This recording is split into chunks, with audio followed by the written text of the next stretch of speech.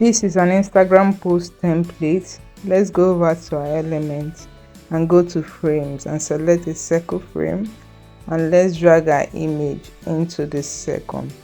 Now let's type in our text by going over to the text tab and add a text box. Let's go over to effects and come down to shape. I'll be using the curve text to apply this curve text effect on our text so the text can wrap around the circle.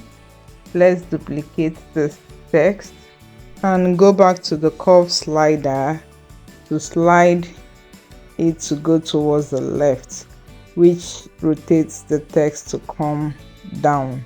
That way you've wrapped your text around the circle.